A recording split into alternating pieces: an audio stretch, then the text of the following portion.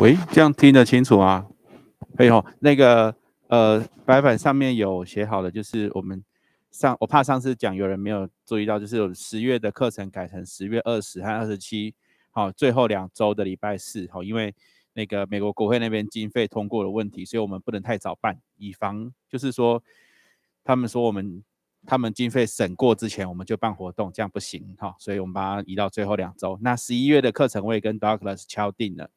那11月3号、17号、12月1号跟15号，好，大家有来现场的可以先自己日历登记一下。那我之后也在网站上也会做公告这样子。好，那个因为今天是9月最后一次的上课，所以是 ART 年度的最后一堂课，所以我们要再做一次问卷，再麻烦大家方便的话呢，手机拿出来扫这个 QR code， 帮我们做个问卷。我要给他们一个交代哈，就是他们也需要向上呈报告，就是说这个活动的成效是怎样，所以会需要这些资料哈，再麻烦大家协助提供一下。哦，不会啦，他们不敢不开的啦，对，我们每周Douglas 可能受不了，他可能时间比较没有办法。对，那台中我问过了哈，那一般教语言的老师也比较没有办法像 Douglas 这样礼拜四上午、平日上午来给大家上课。哦，那这个 Douglas 比较像是友情相挺，长时间的持续的支持这样子，哦，算是也是一种服务，这样服务的精神。那我们可能还要再找看其他老师，对，有没有办法开成每周1堂？对。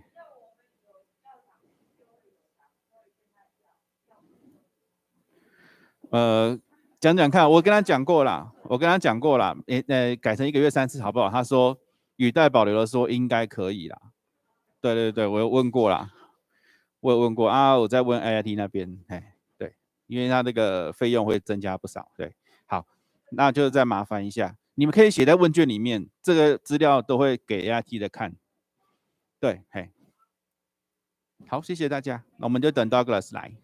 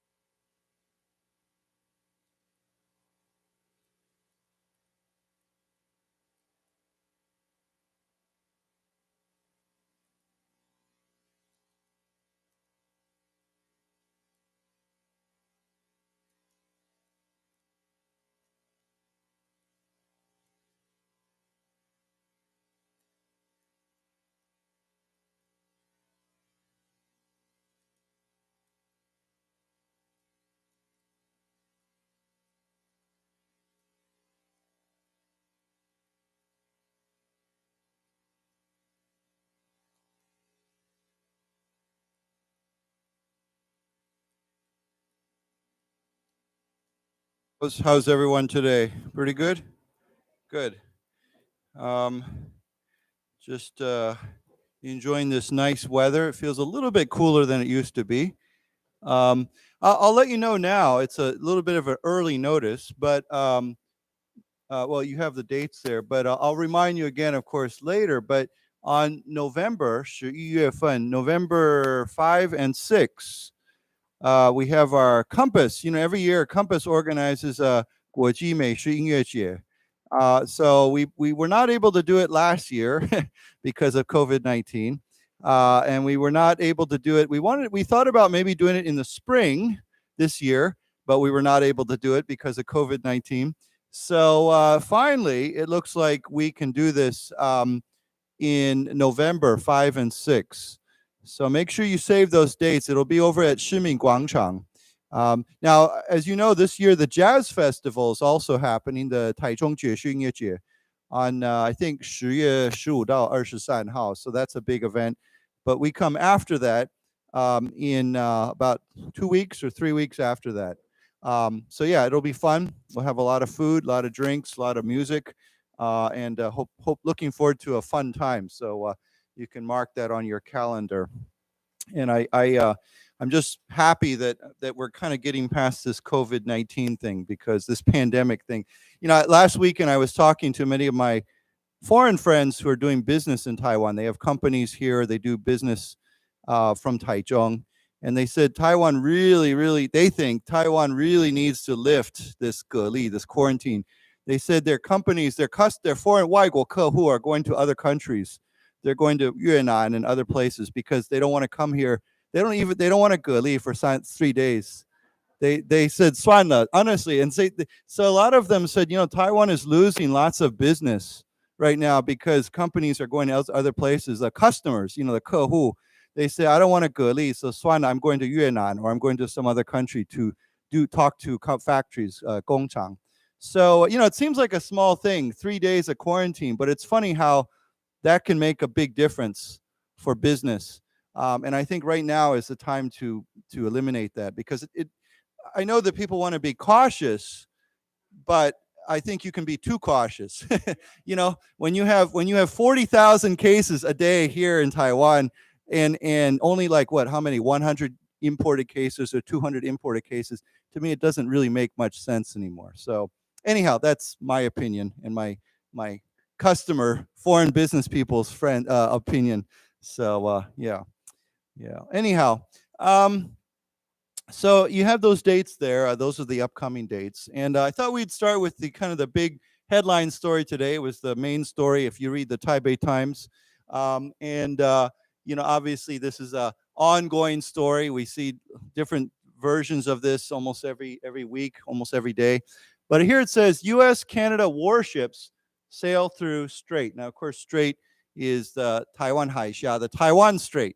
And we use that word strait sometimes. What would be some other words instead of strait? If we don't want to use the word strait, what else? What other kinds of words could we use? Channel. Yeah, I think that would be a good one. Let's see, where are the pens? Maybe I'm supposed to use my finger. I don't see. Can we do this? Oh, wow. Very cool. Okay, so channel, so we say the like, for example, between England and France, we call that the English Channel, okay? So sometimes we say channel, sometimes we say strait. There are straits, like, there's that very famous strait between Spain and Africa. It's called, and there they actually called the straits. They use an S. But they called the Straits of Gibraltar. I think I'm spelling that right, Gibraltar. But Gibraltar is that little British Ingwell, I guess you could call it a territory or colony right at the very bottom of Spain, between Spain and Africa. So of course, Spain wants that back, but I think, I've never heard anyone say that England is going to give this back to Spain. I guess they've had it for hundreds of years. And the people who live there don't want to go back either. They consider themselves British. So the Straits of Gibraltar. So that's where you have to go through to get into the Mediterranean Ocean from the Atlantic Ocean. There's also another one that's very famous, the Straits of Magellan.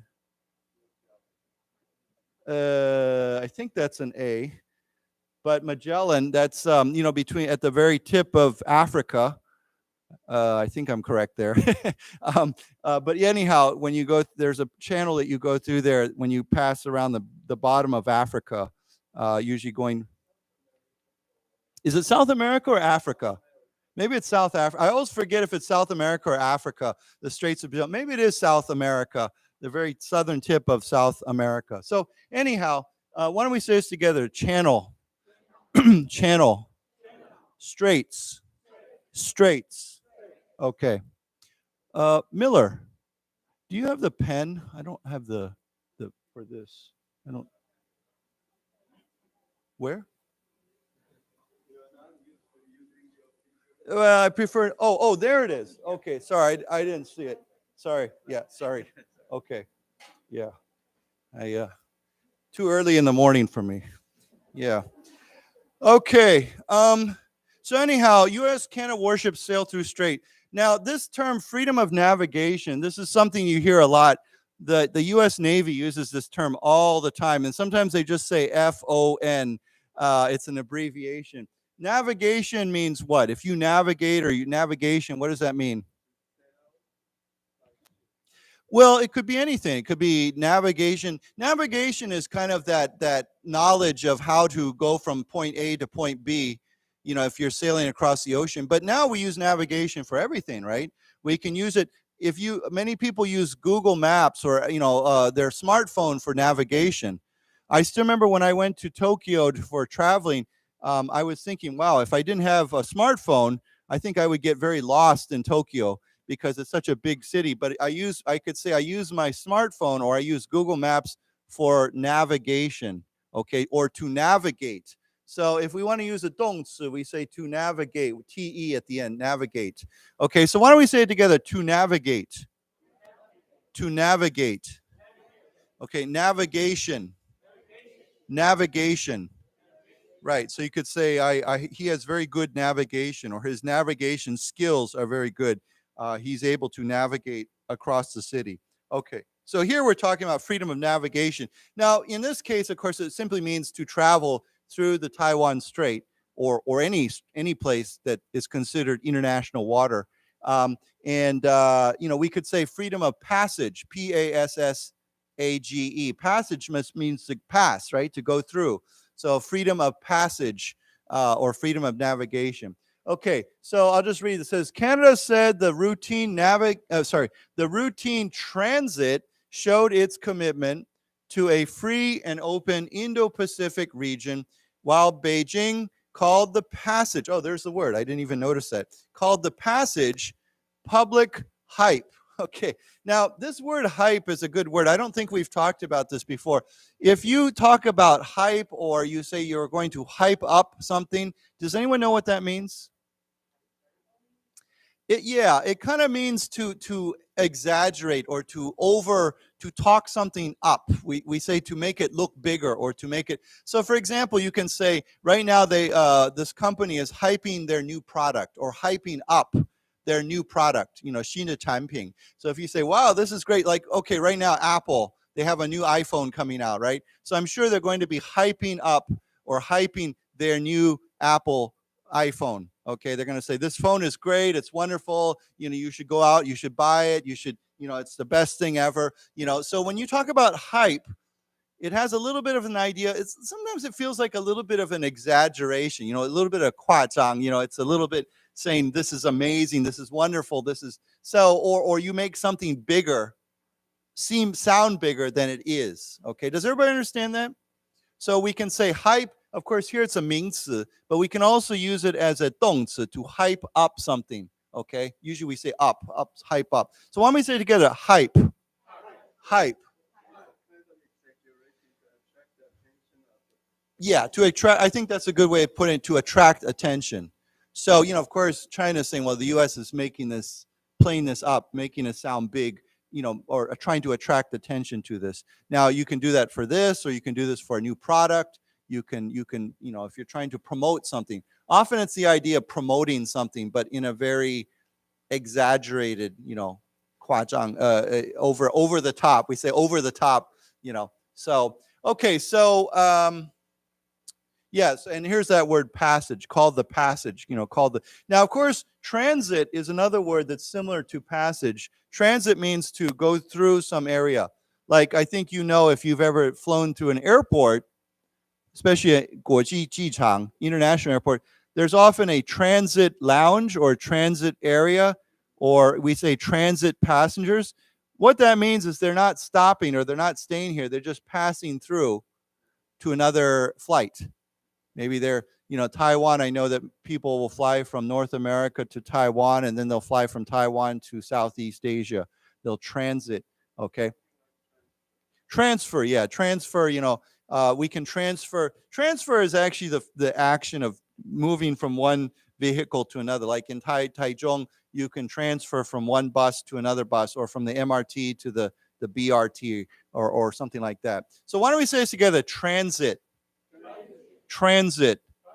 So transit can be a 动词, it can also be a 形容词, or a 名词. I transited this place, or this is a transit as a 名词, or you can say he is a transit passenger. Okay, so let's go on and read this article. So it says here, a U.S. destroyer and a Canadian frigate on Tuesday sailed through the Taiwan Strait in the latest joint operation aimed at reinforcing the route's status as an international waterway. Okay, so of course, most countries would agree that, and by law, United Nations law, the Taiwan Strait is an international waterway. Now, waterway, often we say roadway, right? We talk about the roadways. Of course, we could simply say a road, but we could say a roadway. Here we talk about a waterway. It's a place where, the people travel. A river, of course, is a waterway. An ocean, a channel, a strait is a waterway. Why don't we say it together? Waterway. Waterway. Okay, so destroyer is a kind of a ship, a navy ship, 海军. And a frigate is a little bit smaller than a destroyer. Destroyer is a little bit bigger. Frigate's a little bit smaller. They're just different types of ships. Let's say it together. Destroyer. Destroyer. Frigate. Frigate. Okay, so they sailed through the Taiwan Strait in the latest joint. Now, joint means, I think you know this already, together, right? Cooperative, okay? You can say, I'm going to jointly do this with an ly, then it becomes a 副词. I'm going to jointly work with them to finish this project. Okay, so jointly or joint, here it's a 形容词, joint operation means together. Okay, so a joint operation, or, this is an military operation, aimed at, okay, so the goal is to aim at, when you're aiming at something, reinforcing. So what would be another simple word for reinforce? Strengthening, yeah. If you want to reinforce something, with recently with all these earthquakes, people talking about reinforcing certain buildings, right? In case they're not strong enough. We have to strengthen, or we have to reinforce the building. We have to make it stronger. So why don't we say it together? Reinforcing. Reinforcing. Okay, so the reinforcing what? The route, okay, this is that Taiwan Strait route. Status, okay, you know what status, we've said, the status, its position, its status as an international waterway. That's why we call it freedom of navigation, because if it's an international waterway, anyone can sail through that waterway. There's no limit, there's no restriction. So they want to reinforce the route's status as an international waterway, especially recently because China says, oh, that's our domestic waters, that's our local, our internal waters. And of course, most countries don't agree with that. Okay, so let's read this together. A U.S. destroyer and a Canadian frigate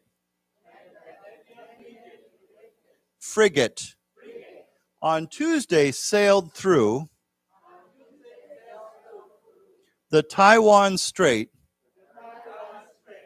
in the latest joint operation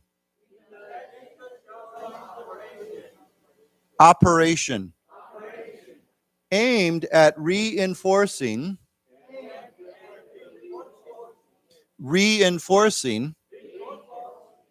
the route's status as an international waterway. Okay, just a couple small notes here. Route, some people say route, and that's okay. Route. Status, I heard status. Some people say status. I hear status more often, but why don't we say it the other way? Route. Route. Okay, status. Yeah, route and route are both very common. Depends. Some of my friends use one. Status, I think, is more pronounced that way. Status, but yeah. Okay, let's go on then. Beijing views as its own the narrow body of water separating Taiwan from China, one of the world's busiest shipping channels. Okay, so yeah, that's something. Let's keep reading here. Let's read these together. It says the U.S. has long used freedom of navigation passages through the strait to push back against Chinese claims, and Western allies have increasingly joined these operations. So Western allies would be Western friends or friendly countries. That's what it means here, allies. Why don't we say together, allies? Allies. So that would be like Canada or Japan or other countries like that. So they have increasingly joined these freedom of navigation operations. Okay, and above it says, yeah, so Beijing views as its own. So it sees, we can say it sees or considers as its own the narrow body of water, okay, one of the world's busiest shipping channels. Yeah, which is true. I was reading recently that something like 70% of the world's shipping every year passes through the Taiwan Strait or something like that. Some number that's very, very shockingly high. So yeah, it's a very important, and it's very, I would add too that I just, obviously I've been paying attention to this a lot. You can't blockade the Taiwan Strait, or Taiwan for that matter, I might add, without blockading Japan, because Japan depends on the Taiwan Strait for most of its oil and supplies and everything else. So so that's why when you hear people like Abe saying, what happens to Taiwan? Taiwan's problem is Japan's problem is very, very true. Okay, so let's read this together. Beijing views as its own the narrow body of water separating Taiwan from China, one of the world's busiest shipping channels. The U.S. has long used freedom of navigation passages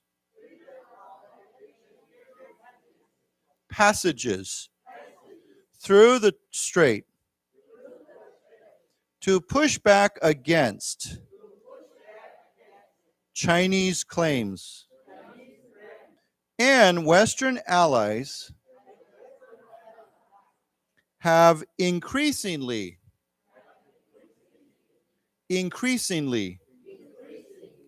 joined these operations.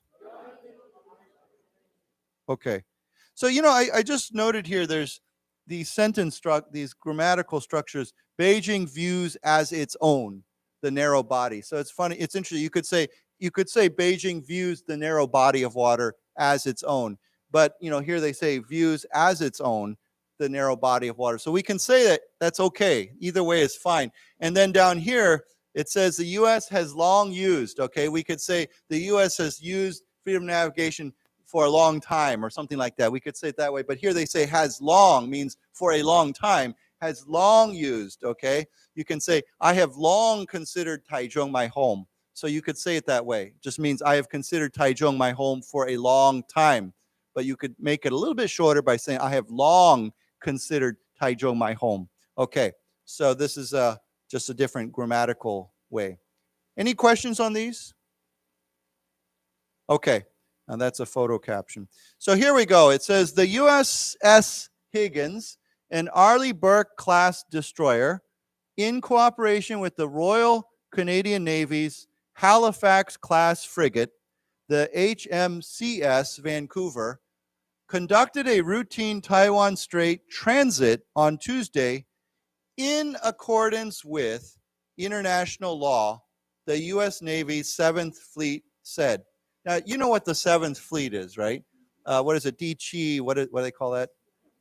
Yeah, so the 7th Fleet is based in Japan. Their base, their home base, their GD is in Japan. It's very interesting because the only American 航空母舰 aircraft carrier that's based overseas, 国外, is based with the 7th Fleet in Japan. Most U.S. aircraft carriers, their home port or home harbor is in America. But this one, they have one aircraft carrier. I think it's the Ronald Reagan that's based in Japan. So their home is there. So here it says the USS Higgins. Okay, now Arleigh Burke class. Of course, you know every ship that when they make a ship for the Navy or any even it doesn't have to be the Navy, but when they make many of the same kind of ship, you know, we call that a class of ships. So let's say they make this ship and then they make another one and another one, another one. They're all the same. Maybe they have different names, but the first ship that they make, usually we take the name of the first ship of that class and we call that's a kind of class. Okay, so we might say there's many, many different kinds of classes. Okay, so that's what it means, Arleigh Burke class. Okay, the name of the ship is USS Higgins, but it's an Arleigh Burke class destroyer. Okay, so you know what USS stands for, right? United States ship. And this one, what does this stand for? It's His Majesty's now. So His Majesty's, what's this? Canadian ship, okay? So yeah, it's easy to forget that, isn't it? For 70 years, it's been Her Majesty's Canadian ship, and now it's His Majesty's Canadian ship, Vancouver, okay? So here again, we have a Halifax class. Now, this is not the name of this ship. This ship is called the Vancouver, but it's part of this class, okay?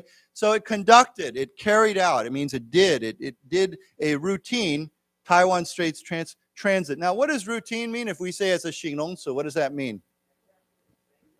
Normal, it's regular, it's 很平常, right?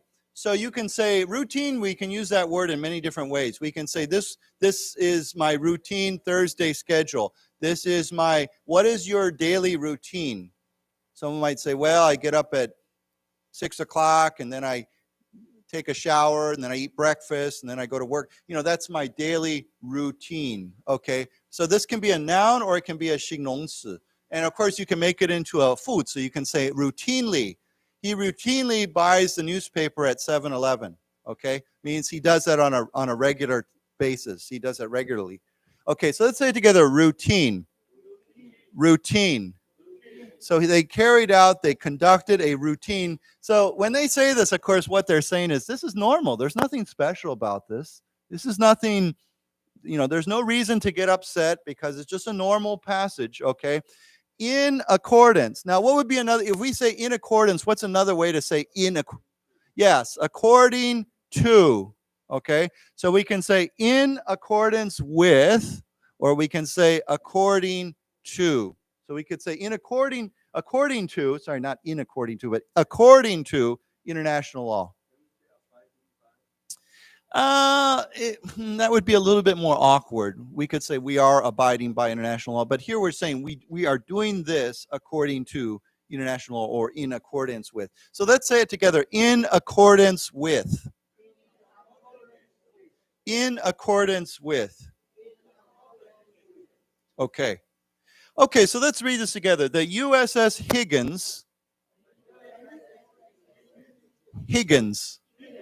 an Arleigh Burke class destroyer.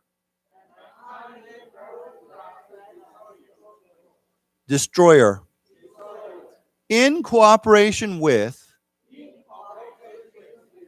the Royal Canadian Navy's Halifax class frigate,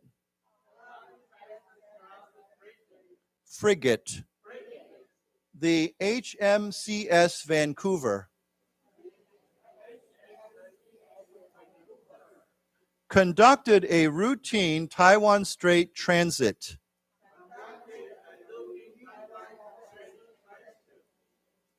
on Tuesday in accordance with international law. The U.S. Navy 7th Fleet said.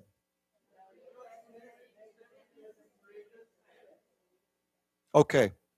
I just want to mention here, of course, you've probably noted it says the Royal Canadian Navy. So we don't simply say the Canadian Navies, we say the Royal Canadian Navies. Why do we say that?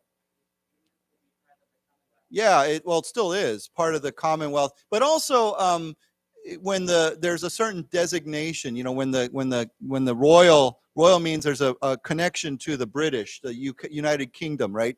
And that's why we also say His Majesty's Canadian ship. British ships simply say HMS. If it's a ship from Ingwell, HMS, whatever. But here we add the C because it's Canadian. I believe in Australia, 澳洲, they say HMAS, I believe, Australian ship. So, did you all watch the Queen's funeral last several days ago on Monday? Did you watch that? I was just glued to the TV from last week, just watching this live coverage. Not just the funeral, but before that, there were these different steps for about 1 week of all these different processes. They moved her from Scotland, Sugaland, down to London, and then London they went to the Buckingham Palace, and then from the Buckingham Palace to the church, Westminster Abbey. That's it. Sorry, my British knowledge is kind of short right now. Westminster Abbey, and of course from there, then they finally took her to Windsor Castle, right?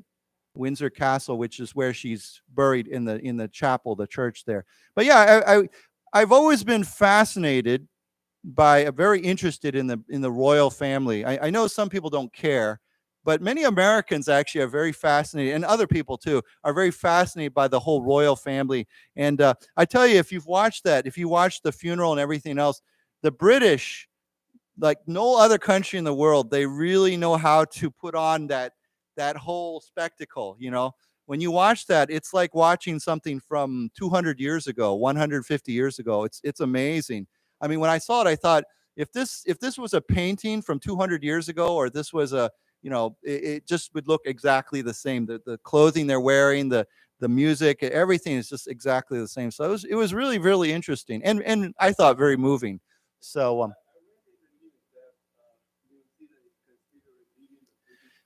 the Prime Minister said it will happen someday, but not immediately. So I think right now, because of the Queen's funeral, Queen Elizabeth II, I think right now the royalty is very popular. Everybody's looking at this. But when after Charles is king, and who knows, maybe I'm sure that perhaps some smaller countries might they will drop that connection, this royal connection. But I'm sure that other countries will keep doing it. They will stay with it for a while, at least, maybe longer. Mm-hmm.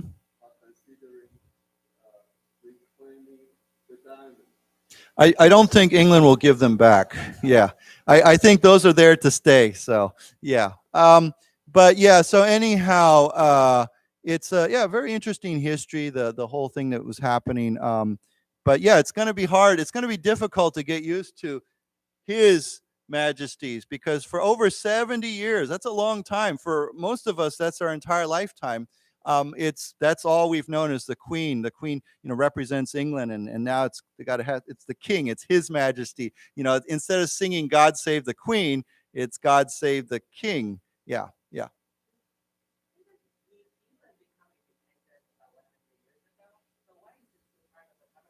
Well, many former British territories choose to remain in this Commonwealth. Does everybody know the word Commonwealth? Yeah.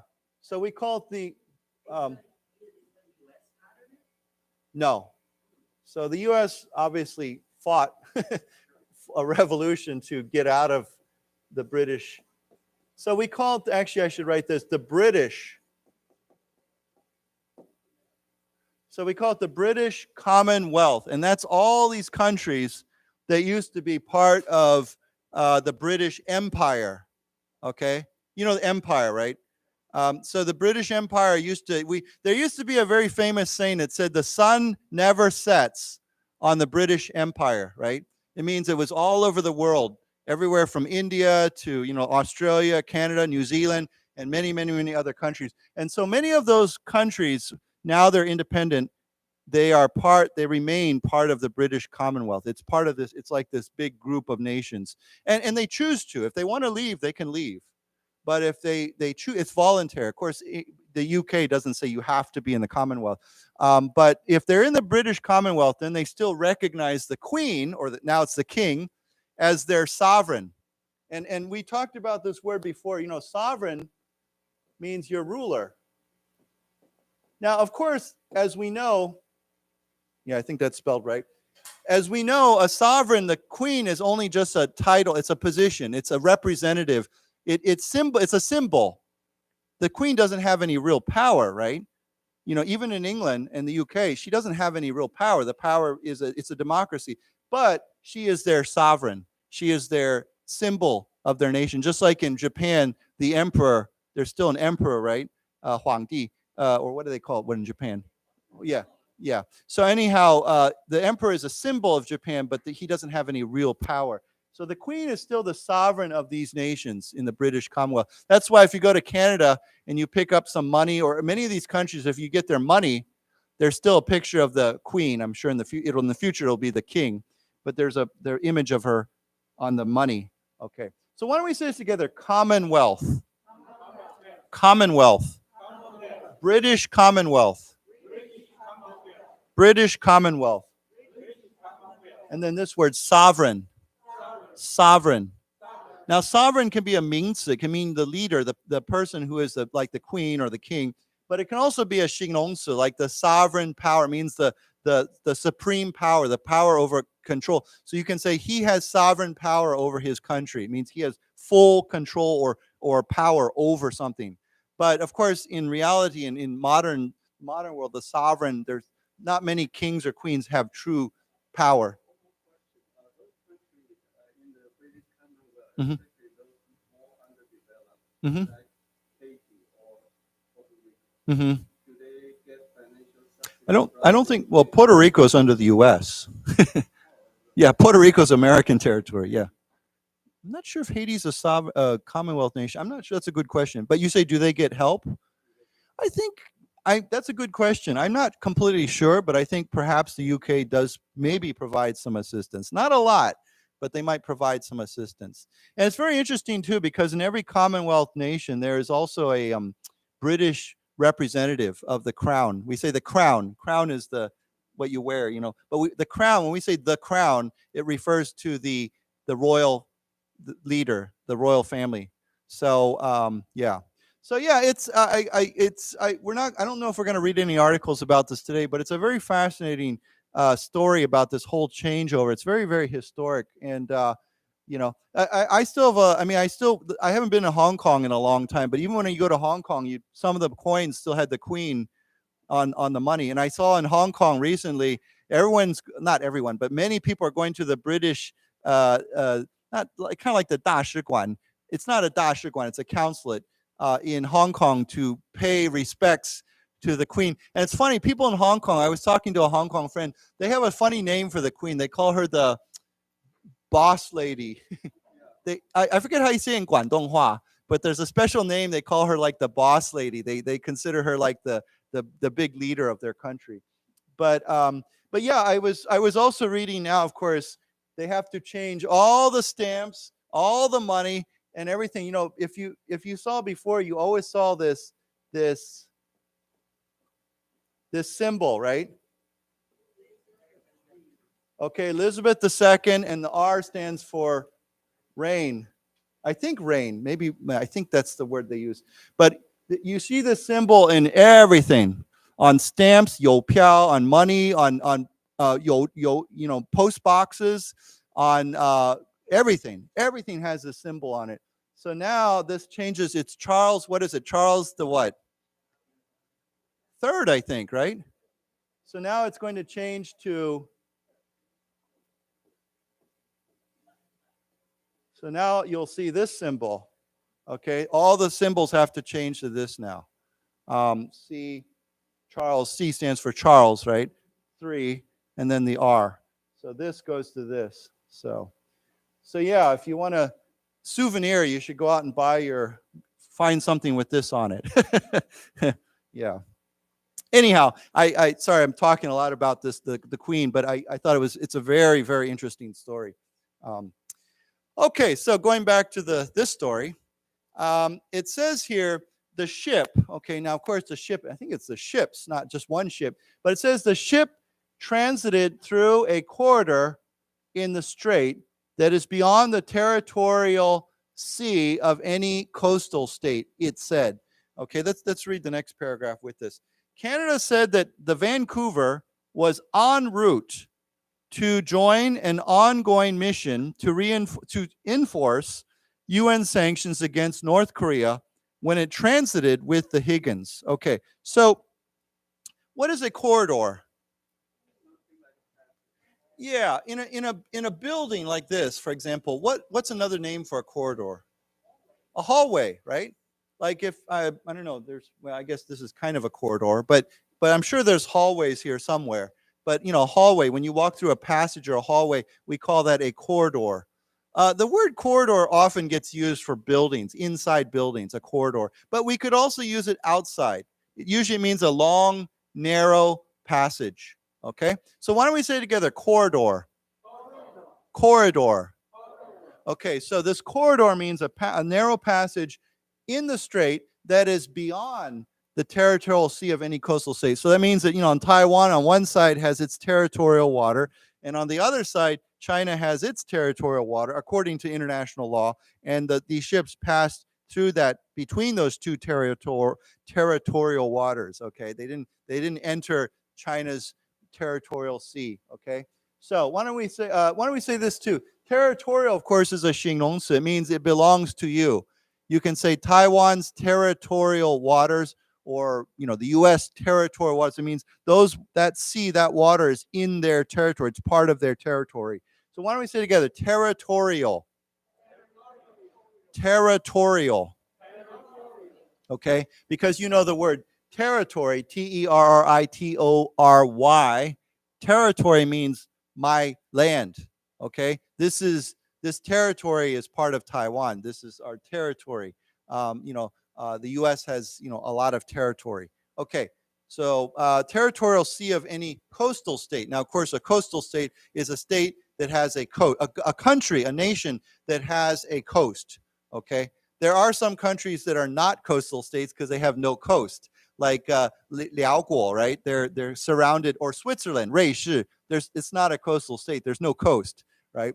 We say, what do we say when a state is not coastal? We call that state what? There's a special name we use. We could say inland, but there's another similar word. L.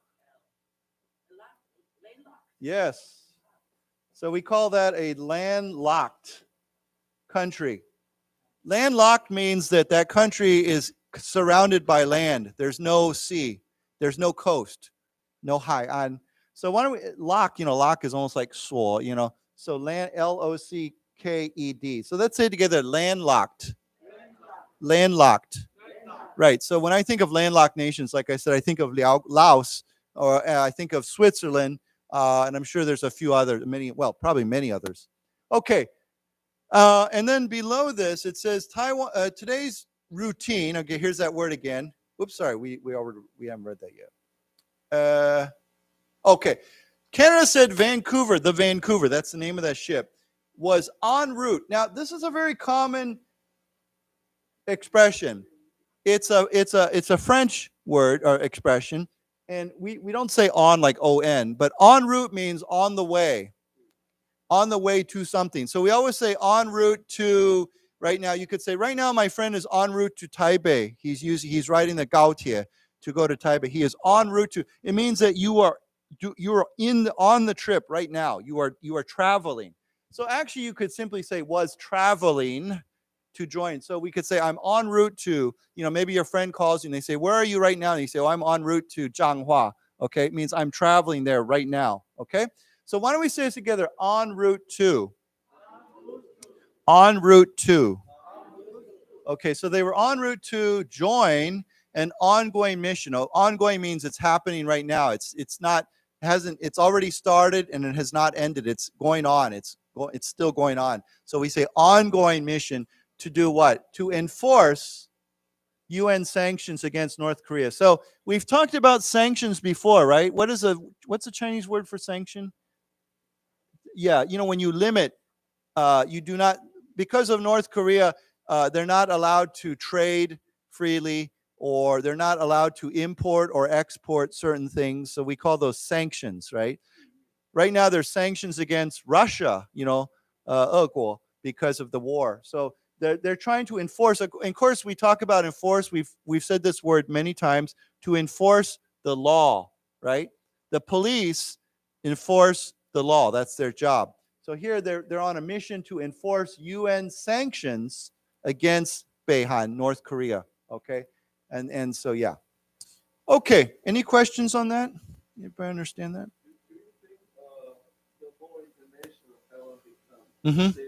Oh, by far, yes, for sure. That's why I always argue that Taiwan should open its doors to even more to foreign investment, foreign companies, and foreigners living here. The more international Taiwan becomes, I think the safer it becomes. When you have companies like, I don't know, Meiguang or whoever investing billions and billions of dollars in Taiwan, that's a form of security, right? Because they want to protect their money. They want Taiwan to be safe too.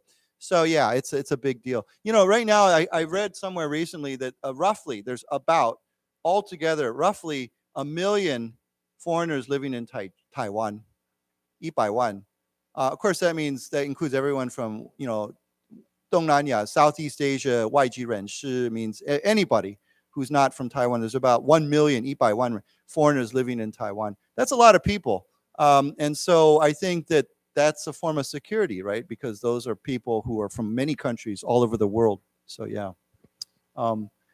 Okay, so let's read this. The ship transited through a corridor in the strait that is beyond the territorial sea. Say it again, territorial sea of any coastal state. It said. Canada said the Vancouver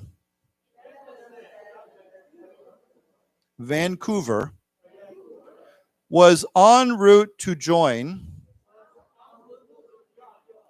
an ongoing mission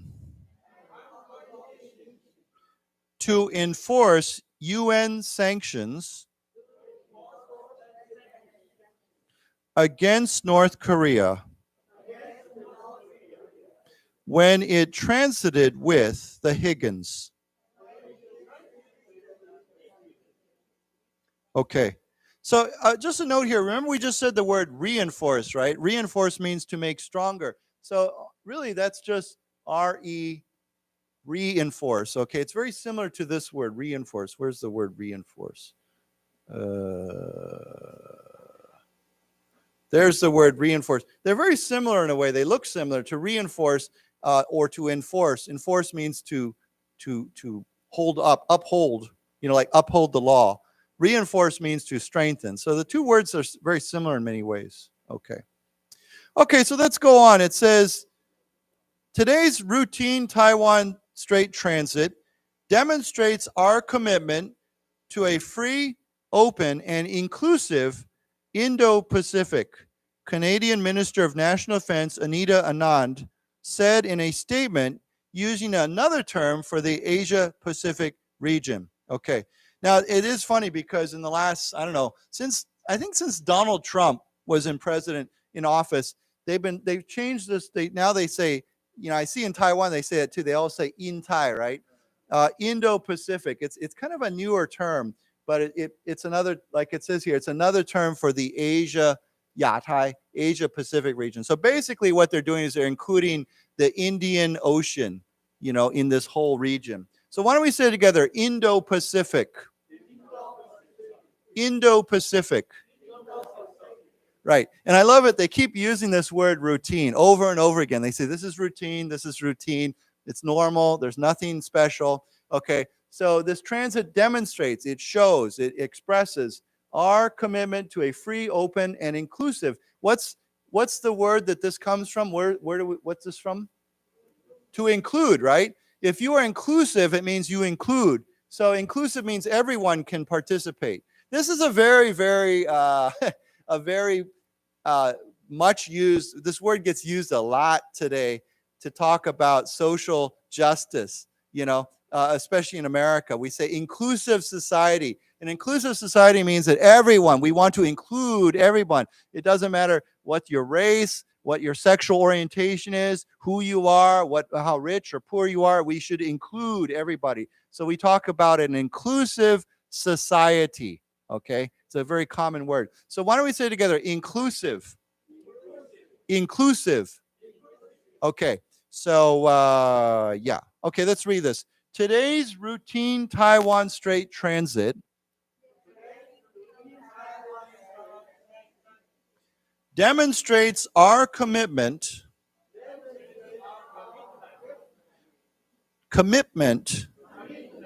to a free, open, and inclusive Indo-Pacific.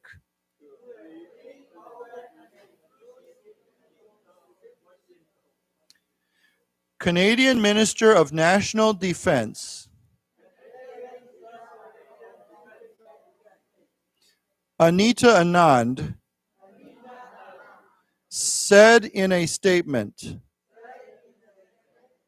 using another term for the Asia-Pacific region. Okay. So here it says, in Taipei, the Ministry of National Defense confirmed the transit, saying in a statement that the military monitored the ships as they sailed north through the strait and did not see any irregularities. Okay, now this word irregularities, what does that mean? Yeah. You know what the word regular means, right? Normal, right? But if it's not normal, it's irregularities, okay? Like I think you said abnormalities. Okay. This is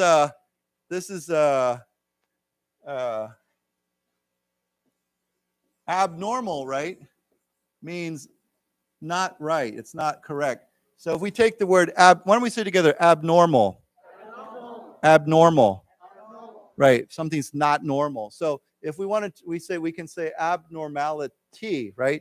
Abnormality, abnormal is a 形容词, but an abnormality is a 名词. You can say there's an abnormality in this software, this 软体. Or we could say there is irregularity. It's something wrong, so it's not normal. So anyhow, it's a long word, but why don't we say together, irregularities. Irregularities. And then that word, abnormality. Abnormality. Yes. ODD. We could, but we would say odd. Odd means, unusual or strange. But a word we would say oddity. Okay. Why don't we say together, oddity? Oddity. Oddity has a little bit more of the meaning, means 奇怪的. Okay. Whereas abnormality or irregularity is more of it's not normal. Not necessarily 奇怪. Well, I mean, it could be 奇怪的. It could be strange. But it could be just not normal or not regular, not routine. Okay. Okay. So let's read this together. In Taipei, the Ministry of National Defense confirmed the transit, saying in a statement that the military monitored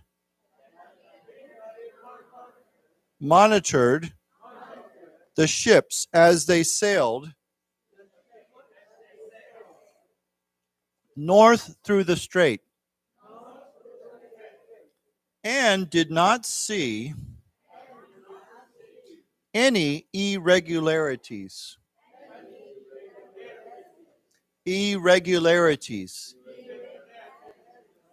Okay, yeah, that's a long word.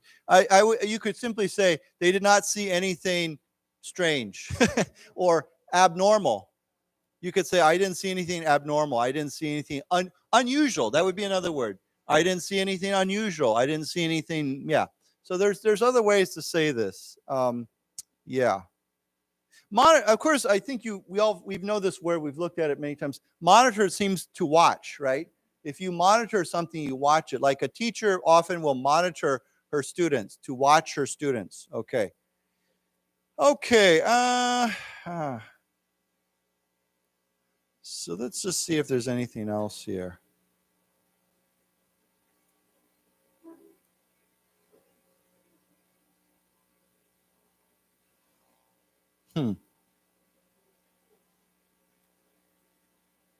Okay, well, I'm jumping down here a little bit. A couple more paragraphs we'll look at because there's some words here. So it here says the passage also demonstrates the democratic countries' firm opposition to China's attempts at expansionism. Okay, O said, the Taiwanese government will continue to strengthen its self-defense capabilities, resolutely resist authoritarian expansion and aggression, and deepen the close Taiwan-U.S. security partnership, she said. We will strengthen cooperation with all like-minded countries to jointly safeguard the security of the Taiwan Strait and the rules-based international order. Okay, so there's some words here. First of all, you notice this word expansionism. What that comes from what word? To expand. And what does to expand? E-X-P-A-N-D. What does expand mean? To enlarge, to grow, right? You can say, I'm going to expand my property here. I'm going to expand, I want to expand my knowledge, of something, to grow, to make. So expansionism is the idea that what's going on there? Yeah, it's not general. It's normally not a real positive term. It's actually more of a negative word, and it refers usually to countries that want to expand their territory, and usually that means expanding your territory by moving into someone else's territory, right? So yeah, expansionism. It's an idea. Now, of course, she's saying China's attempts at expansionism means that China is trying to increase its territory. They want to move into other places to increase their what they control or what they have. Okay, so let's read this. Let's read this together. Expansionism. Expansionism. And again, that comes from the word E-X-P-A-N-D. So let's say it together. To expand. To expand. Okay. So now, of course, expand is not a bad word. That's a normal word. I want to, we can expand many things. Okay. It says the Taiwanese government will strengthen its self-defense capabilities. We've talked about this word before. It's a lot like the word ability, but capability, it means your 能力, right? Capabilities. Resolutely resist authoritarian expansion. Here's that word again, expansion, right? To expand, expansion, expansionism. Let's say that. Expansion. Expansion.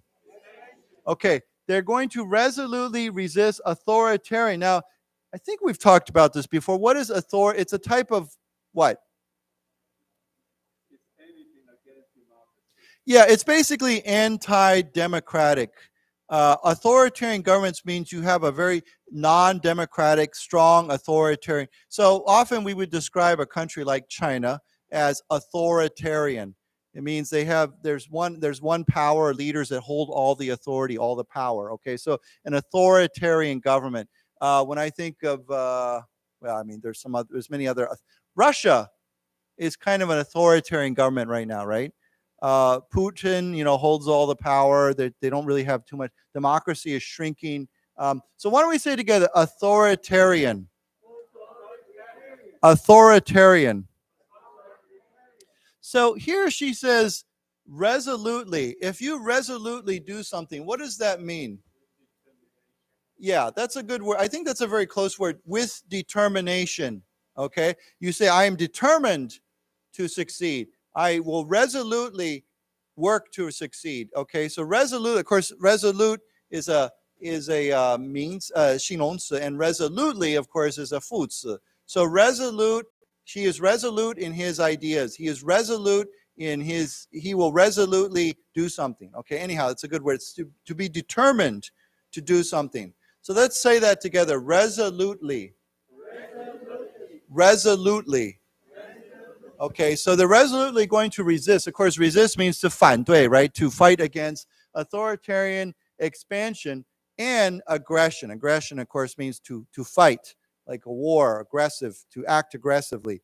And what? To deepen the close U.S.-Taiwan security partnership, we will strengthen cooperation with all like-minded countries.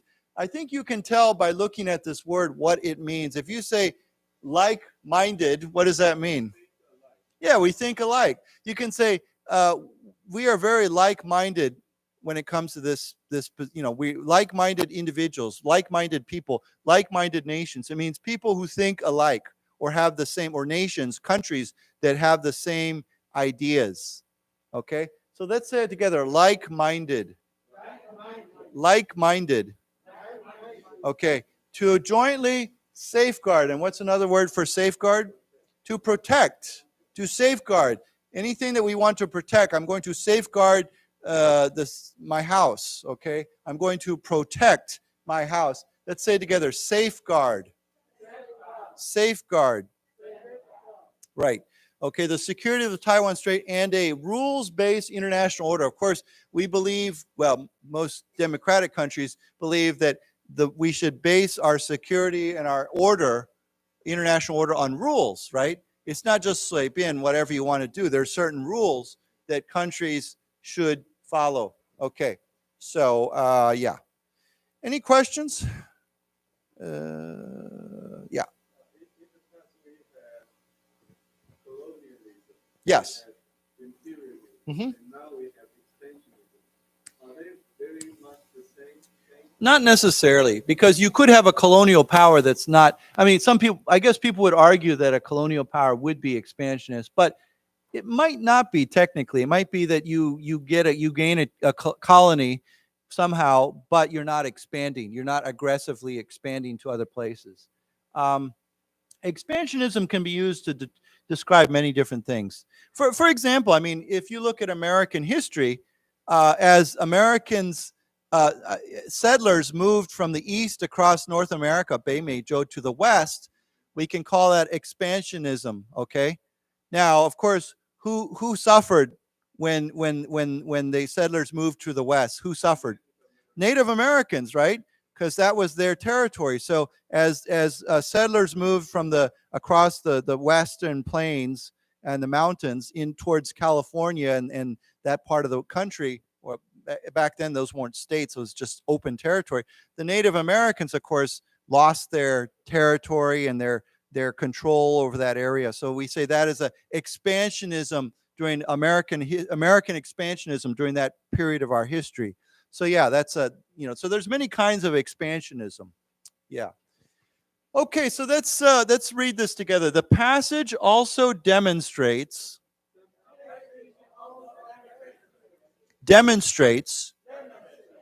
democratic countries' firm opposition to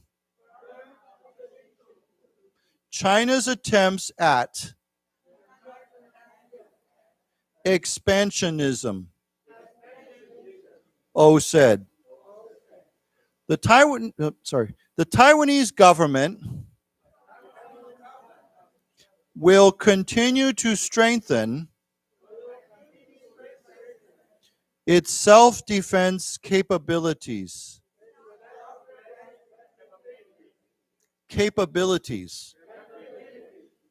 Resolutely resist authoritarian expansion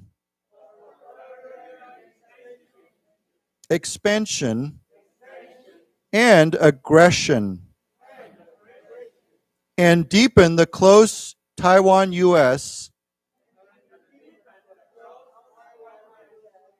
security partnership. She said, we will strengthen cooperation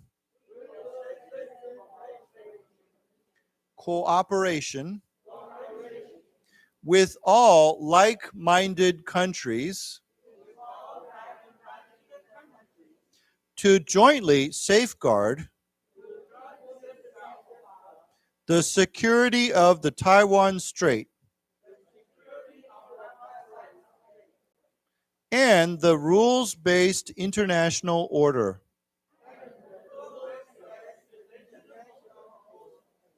Right. Some people would say that currently the Russian war against Ukraine is an expansionary or an expansionist policy or action, right? And so many countries, especially smaller countries in Eastern Europe, are very afraid that Russia is acting in a very expansionist way, right? They're trying to expand their territory into what used to be the former Soviet Union. Okay. Okay, so here, let's see what the Chinese say. So here it says, a spokesman for the Chinese People's Liberation Army's Eastern Theater Command called the transit public hype.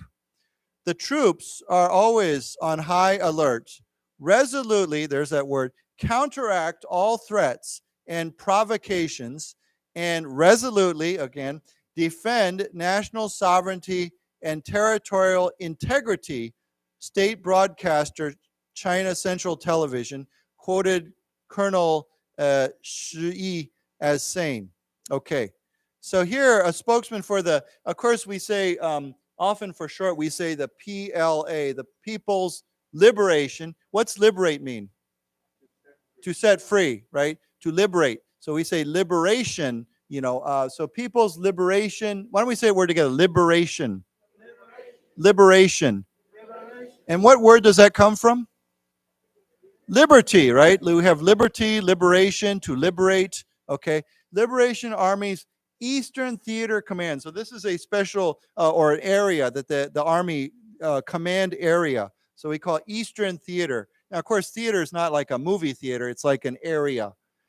When we talk, like Junqu, when we talk about a war, often we talk about different theaters. Like during 二次大战, we have the World War II, we have the Pacific Theater, and then we have the European Theater, right? There were the war was going on two different sides of the world. So we talk about the European Theater and the Pacific Theater of World War II.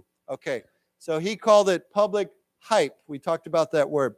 The troops, this troops means the soldiers, are always on high alert. Now, of course, if you're a high alert, we say to alert somebody, we're on alert. So alert can be a 动词 or it can be a 名词. Here it's a 名词, on alert, on high alert, okay?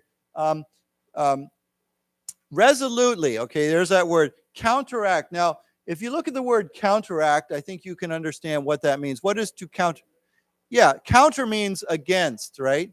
So if you counteract means to act against, okay? So to counteract what? All threats and provocations. Let's say a word first. Counteract. Counteract. Okay, and provocation comes from the word what? To provoke. We've talked about this word many times before. To provoke. Provoke means to stir up, to cause something, to cause trouble, to cause anger. To provoke my anger, to provoke trouble, to provoke thinking, right? We can provoke many things. They don't have to be bad. You can say, that is very thought-provoking. Okay? When I read that poem, that, 实话, the poem, the poetry was very thought-provoking, or that book was very thought-provoking. Okay? So why don't we say together, to provoke. To provoke. And then this word, provocative. Oh, sorry. Provocation. Provocation. Okay, and that's a noun. Now, of course, provocative, T-I-V, is a 形容词. You can say that book was very provocative. Okay, but here it's a provocation. So they're going to strongly fight against all threats and provocations. Okay, basically it means a provocation is a provocative action. Okay, so yeah. And what? And resolutely defend national sovereignty. Remember we said sovereignty is control over something. So national sovereignty would basically be in the area that your country is in control of. Okay? National sovereignty and territorial means your land, integrity. Now, integrity is a word gets used in different ways. If someone has a lot of integrity, if we say a person has integrity, what does that mean? They're honest, they're just, they act in a good way, they do the right thing.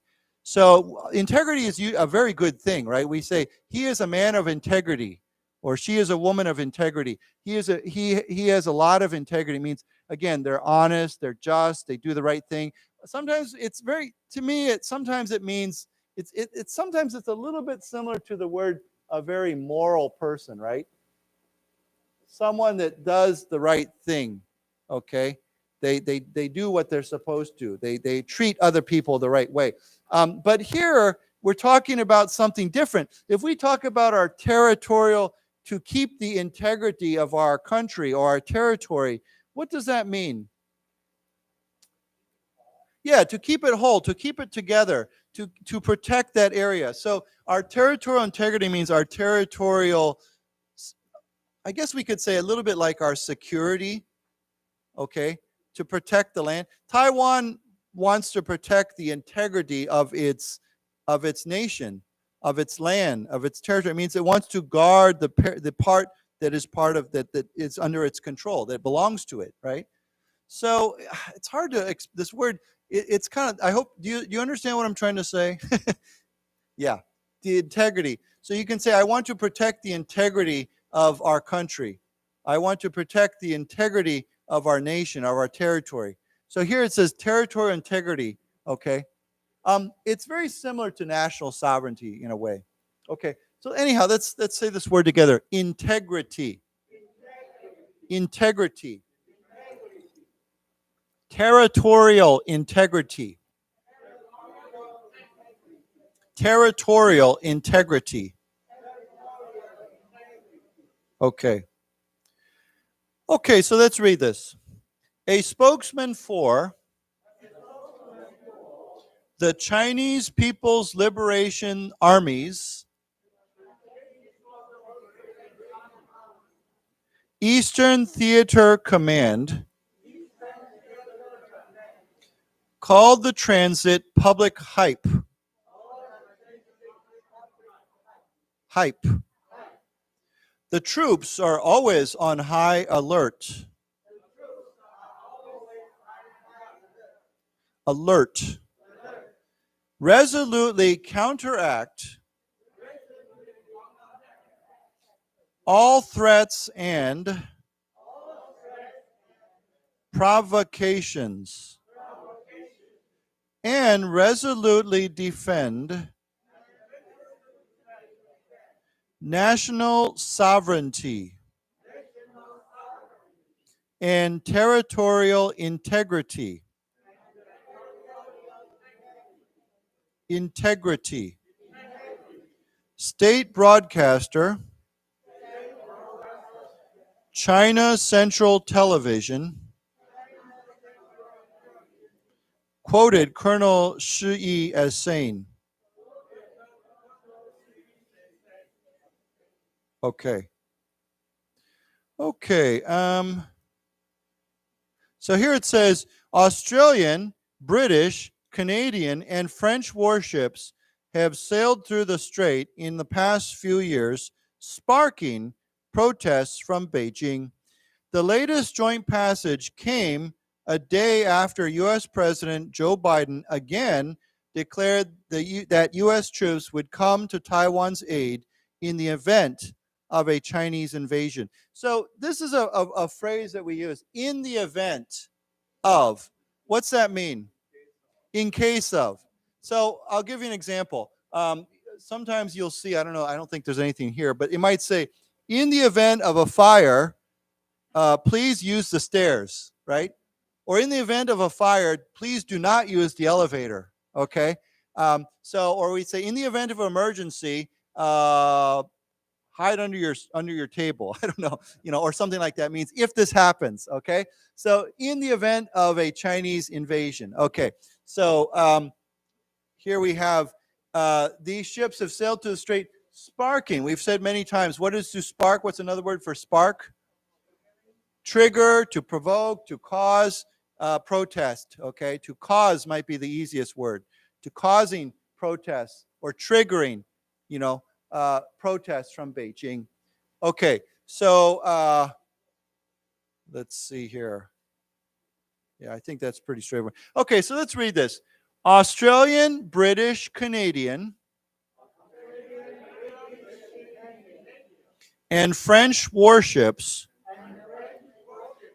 have sailed through the strait in the past few years, sparking protests from Beijing. The latest joint passage came a day after U.S. President Joe Biden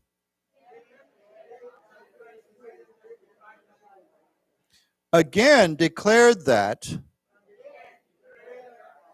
U.S. troops would come to Taiwan's aid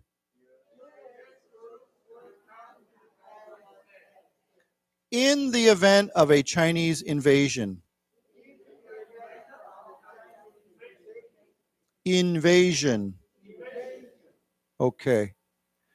So it says here, it was the fourth time Biden made such comments, despite Washington's long-standing official policy of strategic ambiguity designed to ward off a Chinese invasion and discourage Taiwan from provoking Beijing by formally declaring independence. Okay. Okay, so let's just read that. So it says here, what's this word again? I think you can understand what it means. What does long-standing mean? It's been around for a long time. So usually the word long-standing gets used with ideas, like my long-standing policy or our long-standing position or, idea, relationship. Okay, so it's kind of like that idea. It's more of it's not a physical thing. It's not an object. It's more of an idea or relationship or something like that. So let's say it together. Long-standing. Long-standing. I think we've talked about this word before. Ambiguity. Ambiguous. What does ambiguous mean? Unclear. Okay. So if we say ambiguous, G-U-O-U-S, ambiguous.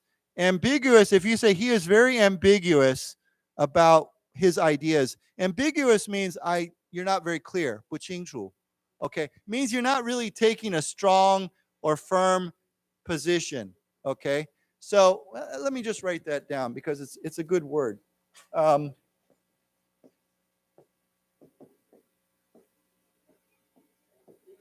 Okay, so why don't we say together ambiguous? Ambiguous. What would be the opposite of this word?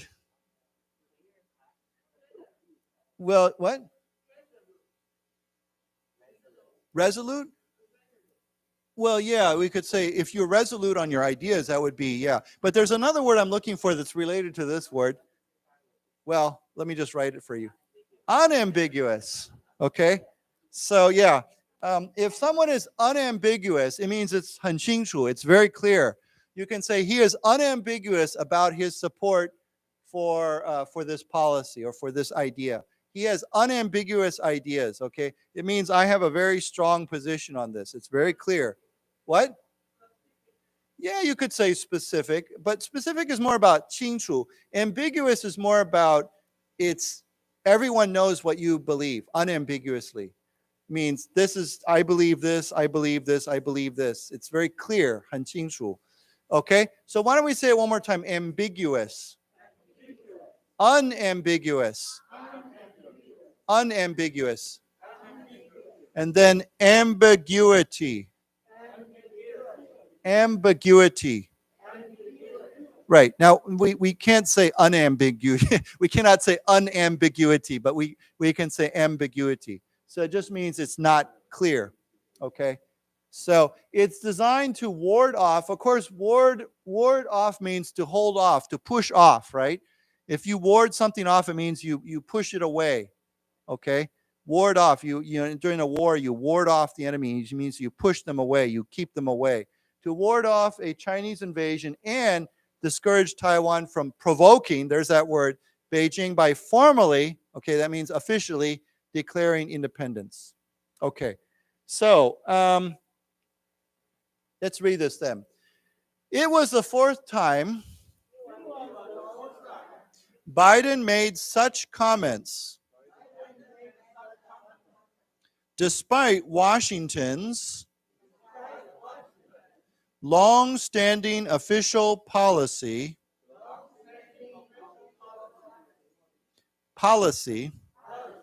of strategic ambiguity. Let's say it again. Strategic ambiguity. Okay. Designed to ward off a Chinese invasion and discourage Taiwan from provoking Beijing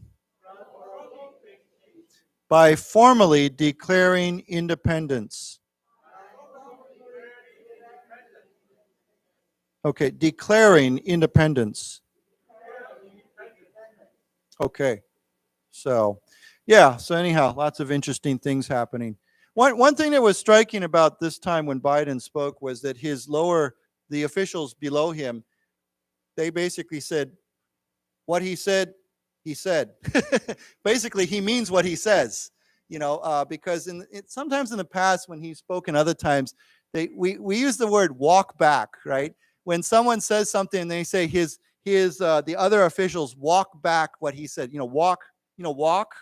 walk back means to walk backwards. So if someone says, this is what I'm going to do, and then later on they walk back their comments, it means they say, well, I don't know, maybe not, And so in the past, when Biden would say something, the other officials would try to walk back what he said. They'd be like, oh, nothing's changed. It was still, one China policy. But this time they said, oh, he means what he says. That's it, So it was very different this time when he spoke. And they asked him on the TV interview, I think they asked him like 2 or 3 times very clearly, and it was very clearly. So anyhow, I think many people say this U.S. policy of strategic ambiguity is changing, maybe. Of course, they'll never admit that, right? They won't say, oh yeah, we're changing it, but it seems to be changing a bit. So it's kind of an interesting situation. Yeah. Okay, any questions?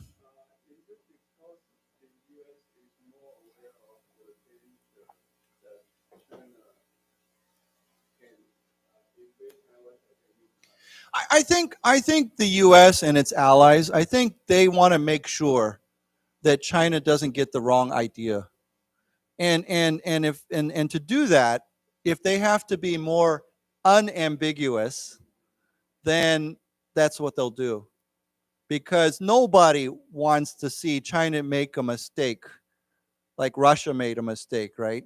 They don't want to see China making that same mistake. So to make sure they don't make a mistake, the U.S., I think, feels they have to be more unambiguous, more clear. and say, look, if you do this, this is what we'll do. Because if you look at history, often there's wars happen because one side doesn't express what they're going to, they're not clear enough, right? And because they're not clear enough, then the other side thinks, oh, okay, well, I can just do whatever, I can do this and no one will do anything. So I think everybody, the whole world understands that a war would be absolutely disastrous, much more serious than the Ukraine war. Ukraine is a country, I mean, Ukraine's a, important country, but Taiwan is much more important in terms of where it's located, what its importance to Japan. It's, obviously Taiwan itself is a democracy. It's a free country, and it's a very important country for the semiconductor high technology supply chain. So I think that the U.S. and its allies look at this and say, this cannot happen. This cannot happen, period. It would be much worse than, I saw a study, maybe I shared this with you last time. There's a study that says this would be much worse than COVID-19 for the global economy. And it would involve probably the United States, China, and Japan. Those are the world's 3 largest economies. So you can imagine what the U.S. says, this cannot happen, period. So we want to make sure China understands that. Yeah. So yeah. Okay. Any other questions? Anything? Yes. The U.S. is eager to fight? No, I don't think the U.S. is eager to fight, but I think the U.S. is not afraid to fight. The last, 80 years have shown the Americans, my British friends, my 英国朋友, sometimes they point out to me, America's been fighting constantly for the last 80 years since World War II. And it's, with a few breaks here and there, it's kind of true. We've been involved in war, many wars. No, I don't think Americans don't want to fight, of course. And in fact, many Americans don't, not all, but many Americans don't want to see America become the world's policeman. They don't feel like America should always get involved with every situation. But I think that America feels that there are certain things they should be involved with directly and certain things they should not be involved directly. And I think Ukraine versus Taiwan is a very good example. Ukraine is something that's very important, but the Americans are not directly involved with it. They're supporting Ukraine. But I think what our president is saying now is that Taiwan is very important for everyone. So the U.S. would get directly involved with that because that's different. Okay, that's very different. And so I think this is a very interesting period in global history because, you can imagine, right? These are serious issues. And you mentioned earlier, Taiwan is an international issue. It is a very international issue. This is important to the whole world. It's not just 一个小岛, right? It's not just a little country, that doesn't matter. It really does matter to everyone. That's why even Canadians are here. I was joking to my friends. I said, oh, the Canadians are here. I feel very safe now. So I'm happy they're here, but I was kind of joking. Yeah. Okay. Let's go on then.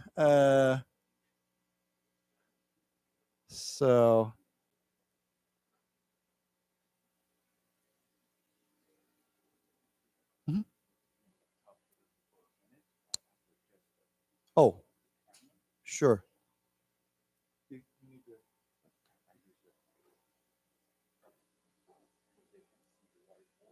Oh, sorry, we have to change our setting here so people online can see what's going on. Sometimes I forget we have people watching online too. So.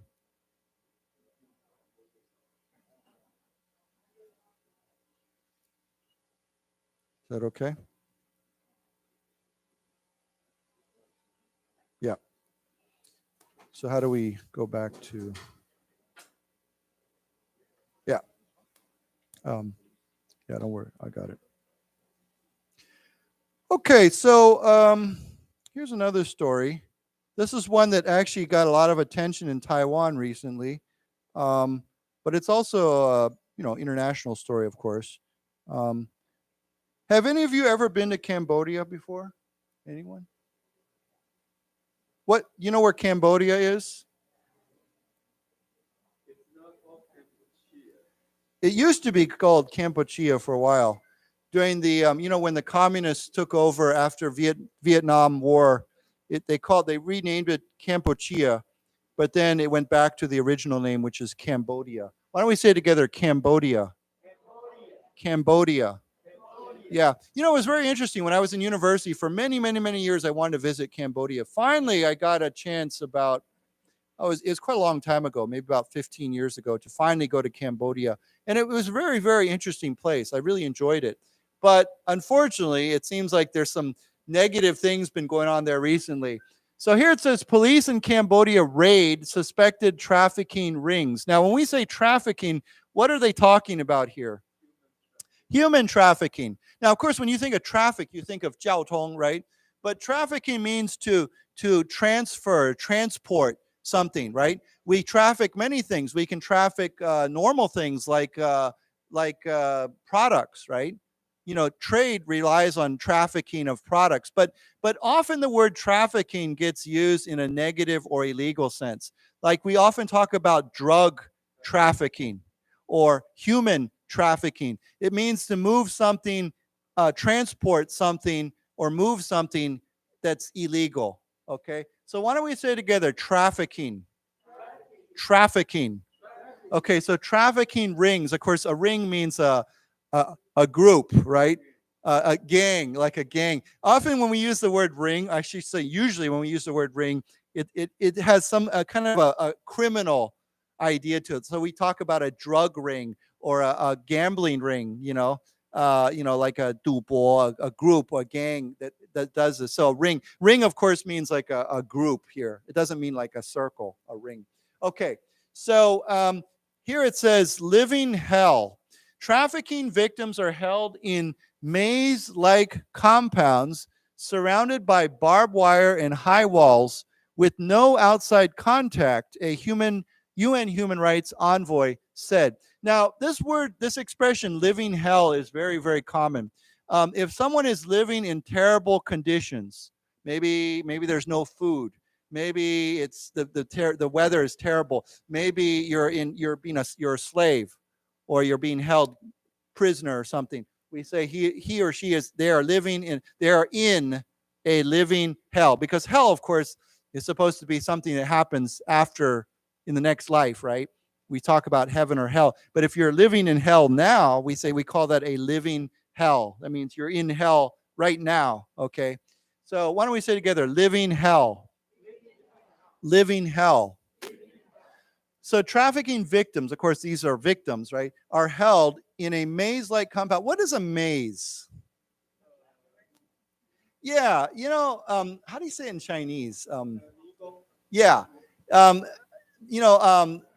Mazes can be a game. Like sometimes someone, as a kid, sometimes they'll give you a maze and you have to find the way out of the maze. But it can actually be a real maze. I'll tell you a really funny example. I've never done this, but I've always wanted to do this. Is in America, every year in some places, they have where they have big farms, 农场. They grow corn, 玉米, right? And I don't know if you've ever seen corn, but corn can get very tall. So what some farms will do every year, they'll take a piece of the land, not a big piece, but they'll cut a maze in the corn, and then they'll open it up. It's a game, and you pay money, and you can go in, and you have to find your way through the maze, through the corn. Of course, the corn is very high, and there's a passage, and you can go into many ways, and maybe this is a dead end, and you go here, and so the whole game is to get out of the maze and go to the other side. Of course, they have people standing above so they can see if anyone gets lost. But yeah, so why don't we say together, maze? Maze. So we use this word to describe things. For example, we could say, let's say you go down to, I don't know, I don't think it's too bad, but let's say you go down to Zhongqu, Taichung Zhongqu Central District, and there's lots of narrow roads and small lanes, xiangzhen. We can say Central Taichung is like a maze. Okay, I got lost. Okay, I couldn't find my way. I'll give you a great example. I was talking to a friend about, and I love this place. Have you ever been to 第二市场? Okay, if you ever go into 第二市场, it's like a maze in there, right? You go down this passage and then there's another passage and they're going in. So we can say Taichung Second Market is a maze. Okay, I got lost in there, but I love it. I love Taichung Central Market. Okay, so they're held in maze-like compounds. Now, a compound is like a complex. It's like a group of buildings, usually a group of buildings. We can have many compounds, right? Like if you go down to Liming Xinchun, we say that's a government compound. There's many buildings there, all in one area. Sometimes we use the word complex, but yeah, a complex. Complex can also mean 复杂, but if we use this as a 名词, it could mean a group of buildings or an area where there's a bunch of buildings together. But here, a compound usually means it's contained. Sometimes there's a wall around a compound. We talk about military compounds where there's a bunch of military, 军事的 buildings in an area. So anyhow, why don't we say together compound? Compound. Okay, so they're held in maze-like compounds surrounded by barbed wire. You know what barbed wire is, right? It's that special, yeah, usually it's in circles. It's very sharp. Sometimes you see it on top of walls, especially around military bases, like if you go out to Qingquangang, I'm sure there's a wall with barbed wire on top of it. Okay, with barbed wire and no outside contact, so they cannot contact people outside. Okay, let's go ahead and read the article then. I'll read this. It says, Cambodian authorities said raids are underway this week at suspected cybercrime compounds across the Southeast Asian country, uncovering evidence of human trafficking, illegal confinement, and torture. You know what torture is? Torture? When you cause someone pain, unintentionally. Sometimes torture is used in wartime. Sometimes it's used against criminals. Sometimes it's used by the military. Sometimes it's used by 恐怖分子. But to cause pain to somebody, sometimes to punish them or to get information. But we can use this word in other ways too, in more less serious ways. You can say my examination was real torture, or preparing for this test was a lot of torture for me. It means it caused me a lot of pain, okay? Or listening to him singing is real torture, right? I've been in situations where I'm driving down the road and I hear a bunch of people singing karaoke, KTV, and the singing is so terrible. It's torture to my ears, So yeah, that would be a good example. If you buy a new pair of shoes, you can say my shoes are torture, or my shoes are torturing me. So we can use this word as a 动词, torturing. My new shoes are torturing my feet. Means they're causing lots of pain. Okay, so why don't we say together torture? Torture. Okay, we can turn that word into a 形容词 too. We can say torturous with a R-O-U-S at the end. Torturous. Okay.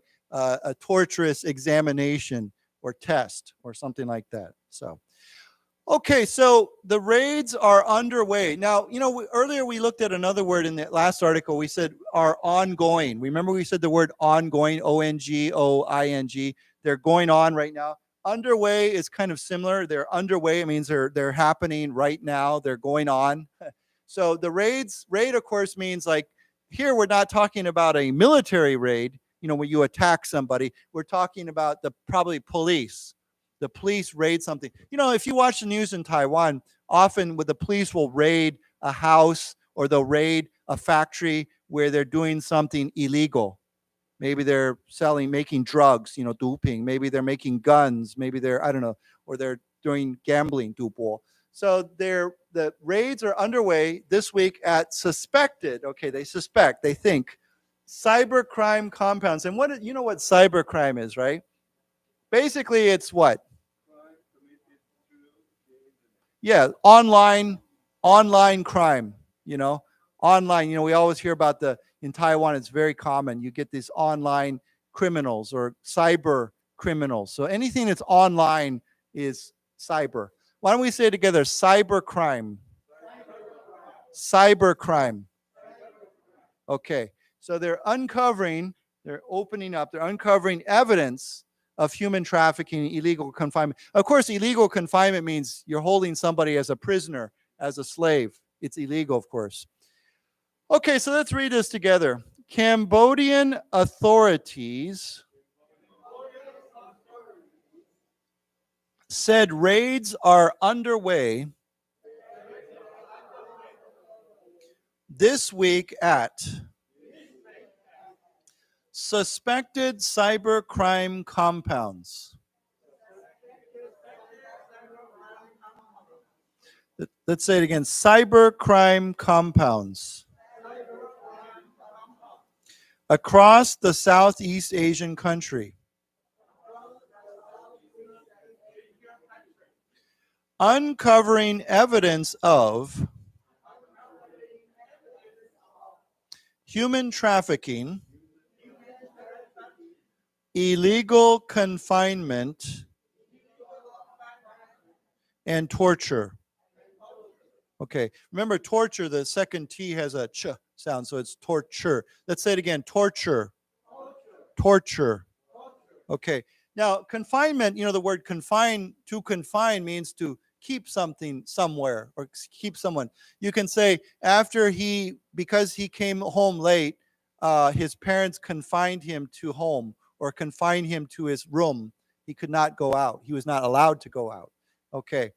Let's go on. Regional governments and human rights workers have heaped pressure on Cambodia in the past few months to rein in transnational crime rackets that traffic people into the country from across Asia and beyond to work in illegal gambling and linked scam call centers. Okay, so there's a lot of words here related to crime. Okay, so regional governments means governments in this region, right? Around, the Yatai, this area, Asia Pacific, regional governments like nearby, governments nearby, countries nearby, and human rights workers, workers involved with Renchen, human rights, have heaped pressure. Now, what's the word heap mean? Yeah, if we look at the word heap as a means, what is a heap? What's another word for heap? Pile, P-I-L-E, a pile. We can say there's a pile of garbage over there, or there's a pile of clothes on the floor. Okay, so we could say a heap of clothes or a heap of garbage. It means a pile. Often it means a large pile. Okay, so a heap. So we could say to pile on pressure, or we could simply say heaped pressure. Okay, so why don't we say the word heap? Heap. Okay, so they've heaped pressure on Cambodia. Okay, so they've put on a lot of pressure. That means to give a lot of pressure, in the past few months to what? To rein in transnational crime rackets. Now, first of all, to rein in, we've talked about the word before. What is a rein? When you ride a horse, what are the reins? When you chima, right? What are the reins? What part is the reins? It's that, remember you hold in your hands, it's that part that goes to the horse's mouth, right? And you can make the horse go left or right or stop. So how do you say reins in Chinese? It's that line that you hold in your hands. So when you say those are reins as a means, right? But here to rein in or to rein, it means it's a 动词. It means to limit or to control or to bring under control, because you use the reins to control the horse, right? So to rein in means to control or stop or bring in. So if you rein in, it means to stop, to limit, to hold back, okay? Just like you rein in a horse, okay? So why don't we say together, rein in. Rein in. So what are they reining in? Transnational crime rackets. Now, a racket has two very different meanings. A racket could be like a tennis racket or badminton racket. Yumaoqiu, you have a racket, right? But this is a very different racket. What is this? Yeah, a racket is more like it's kind of like a crime circle or group, okay? But it's usually like something, an action, like a scam, or like you said, extortion. There's many kinds of crime rackets. Basically, it's where you're doing something to illegally get money or something from somebody. Maybe you're using blackmail. Maybe you're gambling, a gambling racket, a scam, where you're 骗人, you're stealing money from people. So that kind of action, we call that a racket, okay? So a crime racket is like a crime group or activity, okay? So why don't we say together, crime rackets. Crime rackets. And what's this word mean? Transnational. Yeah. So the idea with you might think, well, why don't we say international, right? 国际. But transnational simply means it goes between countries. It like we use the word transfer, right? Or transit. So here we say transnational means it crosses national borders. Okay? It goes from here to there, everywhere. So why don't we say the word together? Transnational. Transnational. Okay, that do what? They traffic people into the country. They bring them into Cambodia from across Asia and beyond. So not just Asia, but from across Asia and beyond, means outside of Asia. Okay, to work in illegal gambling and linked, okay, means 有关, connected to illegal gambling, linked scam call centers. Okay, you know what? We've talked about scam before many times, right? Yeah, 诈骗, right? In Taiwan, sometimes people get scam calls, unfortunately. I've gotten scam calls. Probably you have too, right? What? No, not in English. Always in Chinese. Sometimes they're not scam calls. Sometimes I think they're just trying to sell me something, right? We call that telemarketing. I hate that. Americans hate it. It's very common in America too. Let me write it here.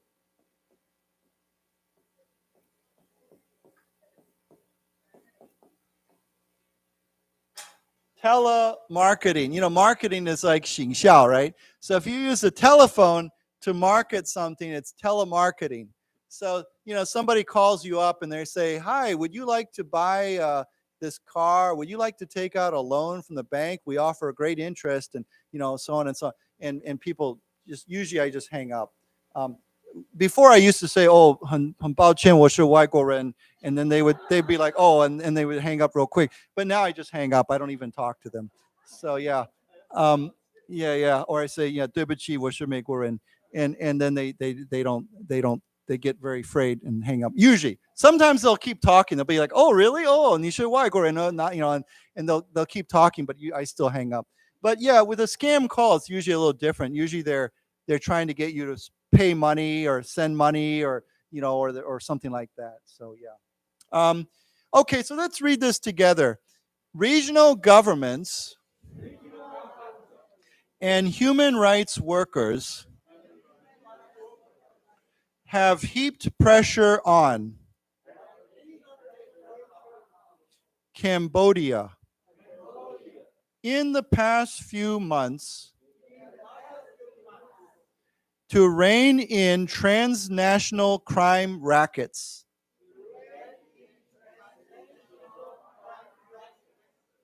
that traffic people into the country from across Asia and beyond to work in illegal gambling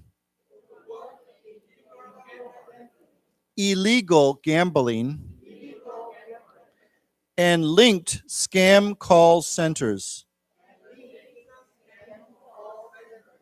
Okay. Taiwan's Criminal Investigation Bureau earlier this month said that 11 Taiwanese who were among 373 believed to have been trafficked to Cambodia have returned. Okay, so when we say 373 people believed to have been, okay, it means we think or suspect they have been trafficked to Cambodia. So 11 have returned. Okay, so let's read the Criminal Investigation Bureau would be 调查局, I think. I think that's it. We say CIB. It's a little bit like the FBI. Yeah. Okay, so let's read this. Taiwan's Criminal Investigation Bureau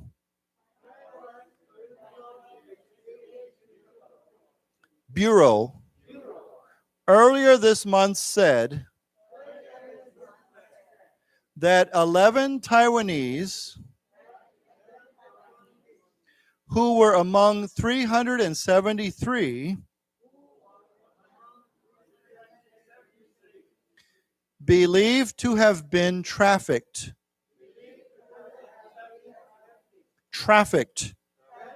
to Cambodia have returned. Okay, and that's a photo caption. So here it says, Cambodian officials have for months denied reports of abuses and trafficking, but senior officials, including Cambodian Prime Minister Hun Sen, have taken a harder stance in the past few weeks amid heightened media attention, ordering a crackdown on the shadowy scam operators. Okay, so here it means for months, of course, Cambodian officials have denied reports of abuse. They've said, no, there's no problem. There's nothing wrong here. But senior officials, like the prime minister, have taken a harder stance. And I've said this word before. What is a stance? What's another word for stance? Position. Yeah, stance is the way you stand, right? If I stand with my feet apart or my feet together, but we can say my position or his position. So we could say they have taken a harder, or we could say more 严格, stricter, or tougher. Maybe that's a better word. Tougher position or harder stance. Let's say together, harder stance. Harder stance. Right. So if you ask somebody, you could say, what's your stance on gun control? You know, what do you think about gun control? Should we control the use of guns? So if I say, what's your stance on something? I could say, what's your position on something? What do you believe? What do you feel about something? Okay. So a harder stance in the past few weeks amid, okay, or during heightened media attention. Now, heightened means, what's another word for heightened? Yeah, it means growing, rising, okay? You know, height is how high, right? The height, what's his height? How tall is he? So if we say heightened, it means increased. Yeah, raised, heightened, increased, okay? So why don't we say together, heightened. Heightened. Okay, so heightened media attention means there's more and more media focus or attention on this issue. So the prime minister was ordering a crackdown. Of course, I think you know crackdown means to crack down against something, to stop something, on the shadowy scam operators. Now, what is a shadow? Well, here's a shadow, right? Okay, so when we say something is shadowy, what does that mean? Yeah, it's kind of secretive. It's like no one can see it. It's very dark. It's very hard to see or understand. Now, you used a word that is kind of similar, the word shady. Now, you know, the word shady comes from the word shade, right? Which is very similar to the word shadow in a way, because when you stand in the shade, I see this every day. I saw this when I was coming over here today. You're on your motorcycle and the motorcycle in front of you suddenly stops and you're like, why are they stopping? And then you realize there's a tree with shade, you know. Instead of stopping at the Hong Lü Deng, they stop where there's any shade, right? There's a bus here, so now there's shade. So they will they will sit in the shade so they don't get the sun. So the shade is where there's no sun. You're protected against the sun. And usually the reason you have shade is because usually there's a shadow over you, right? So you can see the two words are related. So shady, though, has an even more, it has an even more negative feeling to it. When you say something is shady, it means it feels illegal. 好像是, 违法的, okay?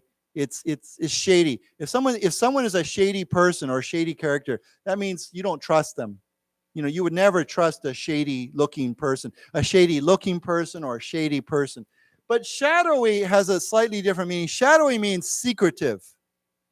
You cannot see it clearly. It doesn't mean it's illegal. Now here, of course, it is illegal, but a what?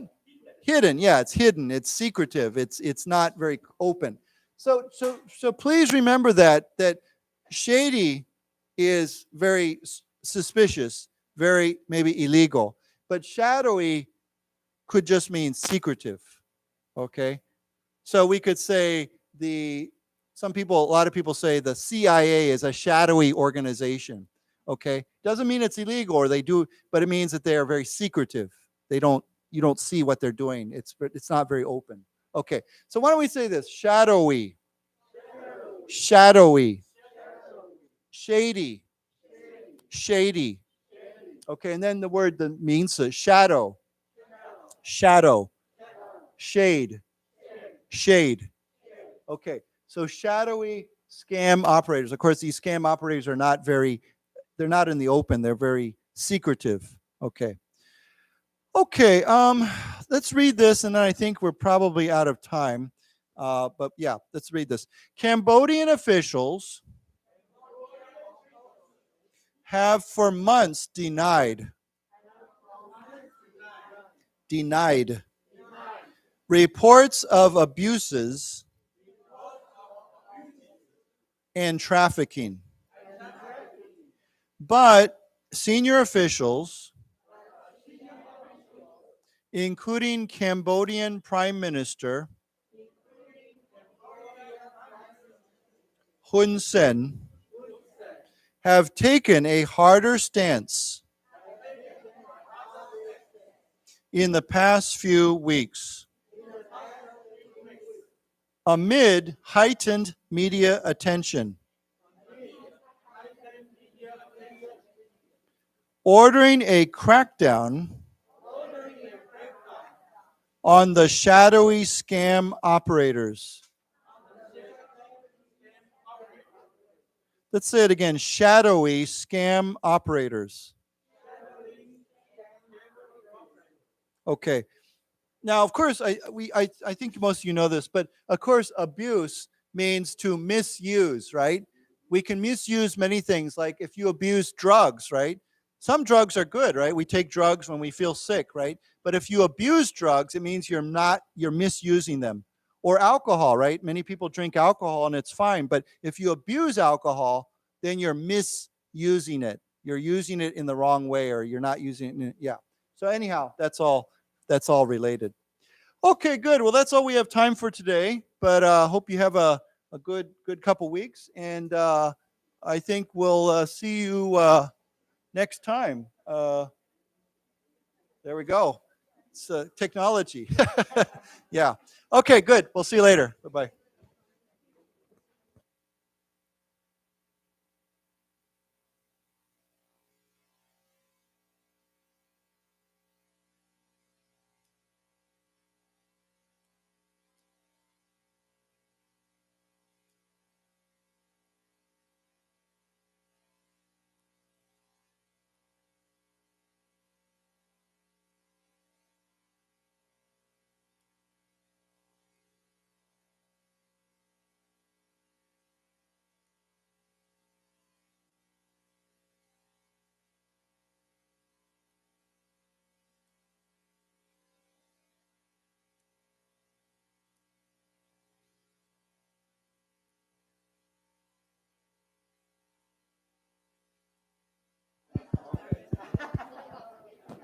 喂，还在场的，不好意思哈，那个画面上是我们今年最后一次的问卷，好，那再麻烦大家帮我填一下那个这堂课的问卷，好，谢谢，我们会需要收集大家的意见，谢谢。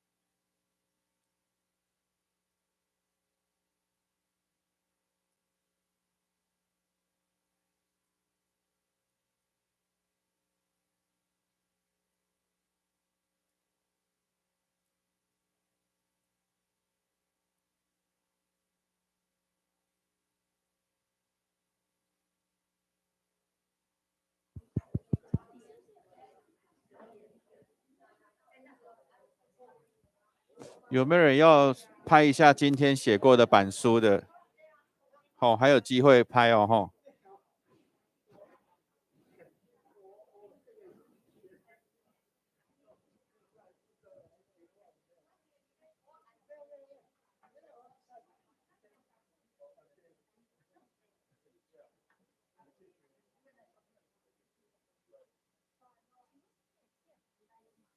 对 ，YouTube 上你就看得到了。嘿，YouTube 上你找那个国资图多元科。